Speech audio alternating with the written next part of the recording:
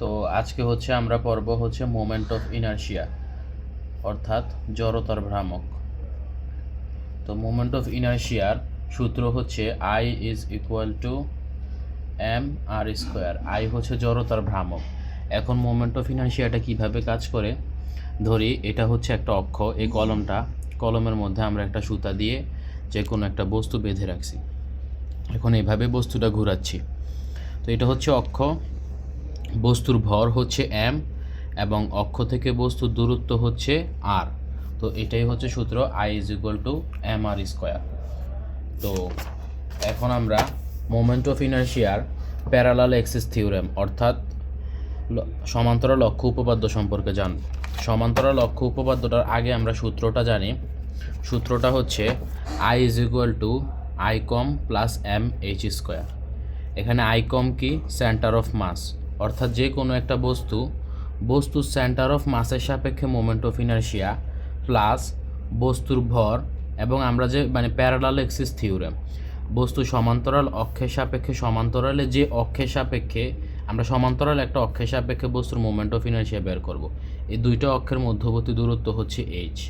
অর্থাৎ সুতরাং আমরা সমান্তরাল অক্ষের সাপেক্ষে বস্তুর মোমেন্ট অফ ইনার্শিয়া হবে আই কম, অর্থাৎ বস্তুর সেন্টার অফ মাসের সাপেক্ষে মোমেন্ট অফ ইনার্শিয়া প্লাস বস্তুর ভর এবং দুইটা অক্ষের মধ্যকার দূরত্বের বর্গের গুণফল। তো এখন আমরা প্যারালাল অ্যাক্সিস থিওরেমের আমরা প্রুফ শিখব।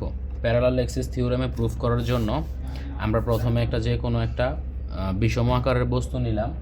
বিষম আকারের বস্তু নিয়ে সেখানে সেন্টার অফ মাস ধরে নিলাম। এটা সেন্টার অফ মাস দিয়ে আমরা একটা অক্ষ ধরে নিলাম ও প্রাইম, এবং সেন্টার অফ মাসের সাপেক্ষে যে অক্ষ ধরলাম তার সমান্তরাল একটা অক্ষ ধরলাম এ প্রাইম।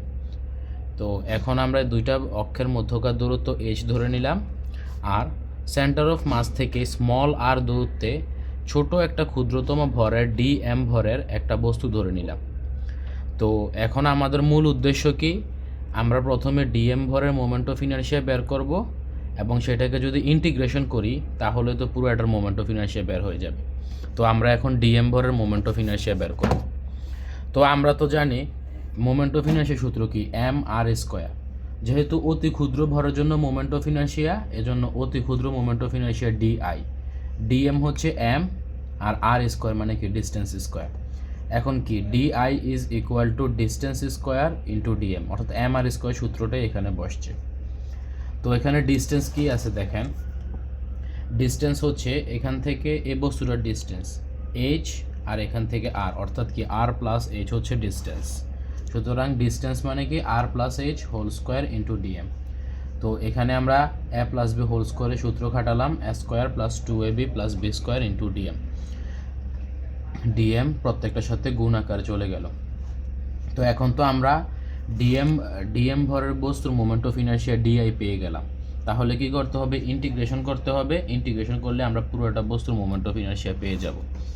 তো এখন আমরা ইন্টিগ্রেশন করলাম। তো ইন্টিগ্রেশন অফ ডিআই তো আই, মানে অর্থাৎ পুরোটার মোমেন্ট অফ ইনার্শিয়া।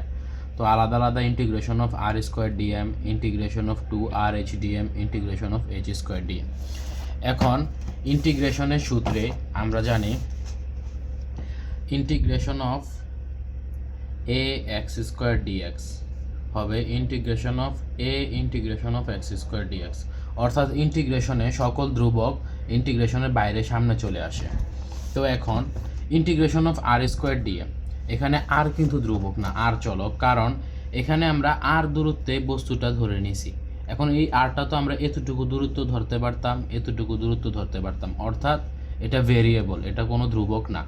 তো সেজন্য এটার ইন্টিগ্রেশন হবে। বাট 2h, এই যে 2r/h, এখানে 2h তো এটা ধ্রুবক, কারণ আমাদের প্রশ্নেই দেওয়া থাকবে যে moment of centre of mass থেকে এত দূরত্বের একটি অক্ষের সাপেক্ষে মোমেন্ট অফ ইনার্শিয়া নির্ণয় করো। এই এইচ ধ্রুবক, তাই এটার কোনো ইন্টিগ্রেশন হবে না। আর 2 তো ধ্রুবকই, এটা তো 2 কখনো 3ও হতে পারে না, 1ও হতে পারে না।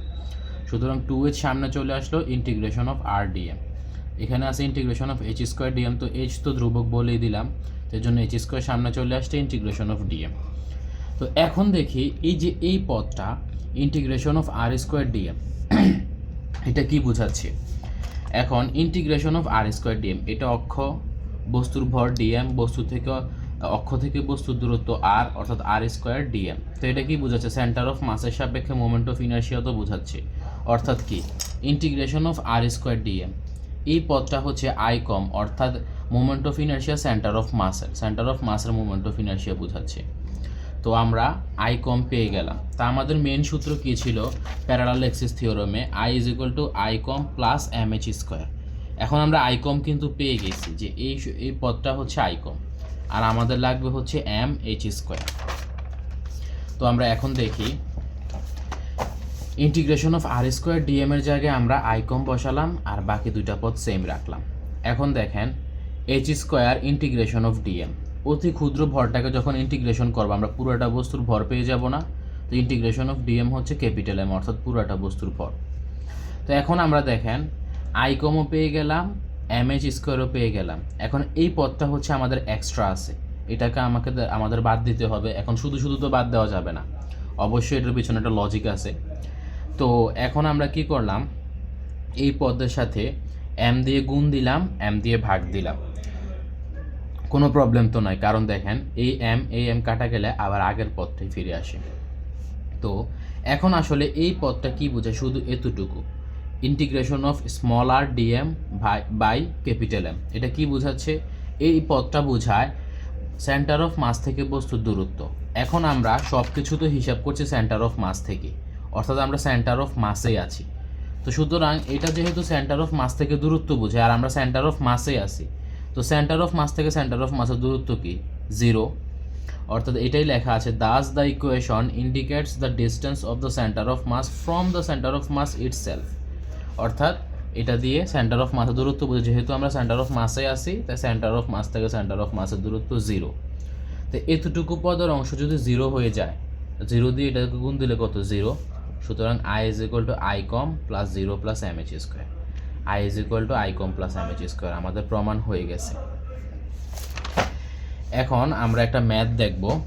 ম্যাথের মধ্যে আছে, এখানে একটা ত্রিভুজ আছে, ত্রিভুজের মধ্যে ত্রিভুজের 3টা বাহু দৈর্ঘ্য দেওয়া আছে 8 সেন্টিমিটার, 6 সেন্টিমিটার, 5 সেন্টিমিটার।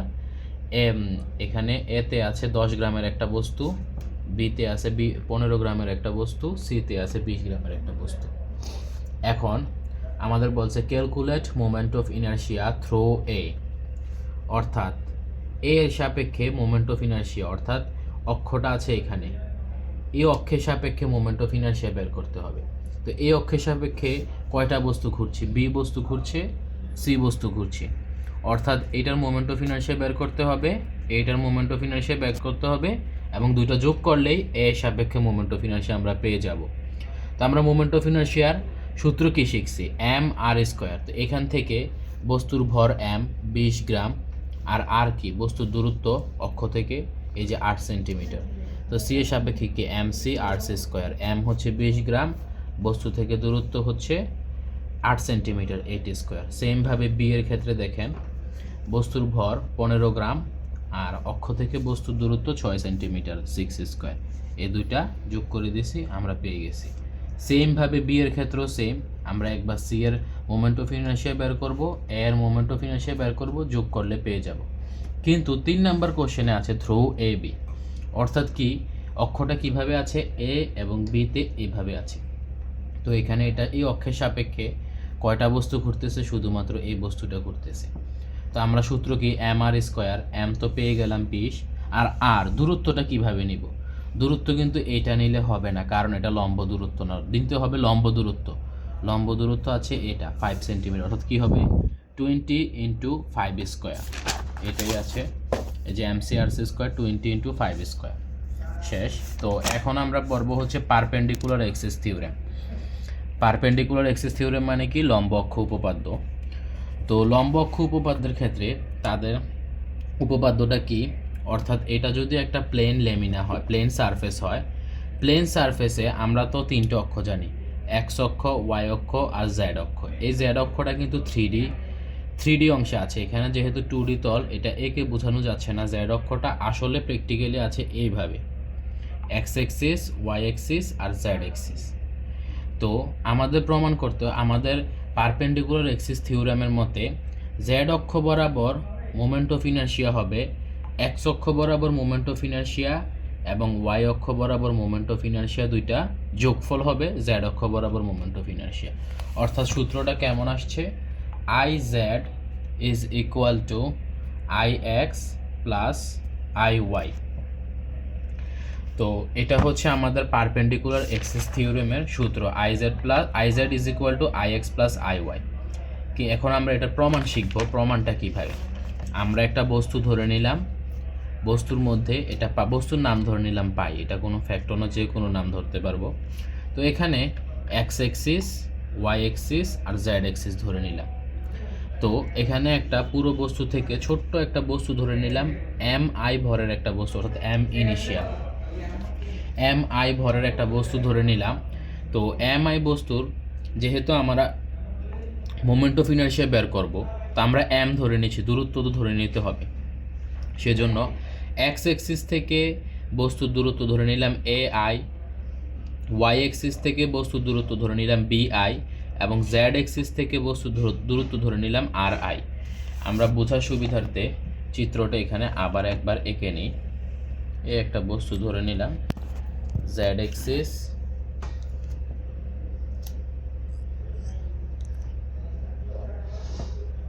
এ হচ্ছে ওয়াই এক্সিস,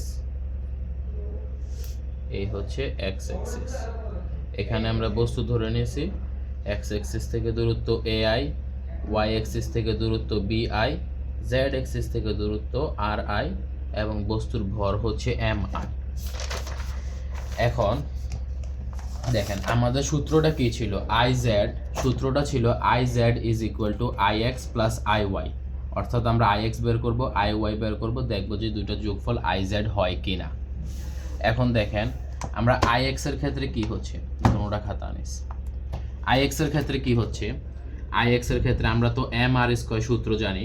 তো দেখেন এক্স অক্ষের সাপেক্ষে মোমেন্ট অফ ইনারশিয়া হচ্ছে আই এক্স, তো মোমেন্ট অফ ইনারশিয়া সূত্র হচ্ছে এম আর স্কয়ার। তো এই হচ্ছে অক্ষ, অক্ষ থেকে বস্তুর ভর এম আই, এম আই, আর অক্ষ থেকে বস্তুর দূরত্ব কি দিয়েছি এ আই, তো m I A I square. যেহেতু এটা অতি ক্ষুদ্র অংশে অতি ক্ষুদ্র ভরের জন্য অতি ক্ষুদ্র মোমেন্ট অফ ইনারশিয়া হবে। তো এরকম অতি ক্ষুদ্র ক্ষুদ্র ক্ষুদ্র ক্ষুদ্র মোমেন্ট অফ ইনারশিয়া দিয়ে তো পুরোটার মোমেন্ট অফ ইনারশিয়া বের হবে। এজন্য আমরা summation of M I A I square দিয়েছি পুরোটার বের করার জন্য। ঠিক সেমভাবে দেখেন ওয়াই অ্যাক্সিসের সাপেক্ষে, এই হচ্ছে ওয়াই অ্যাক্সিসের সাপেক্ষে বস্তু ভর এম আই আর অ্যাক্সিস থেকে বস্তুর দূরত্ব হচ্ছে b i, summation of M I B I square.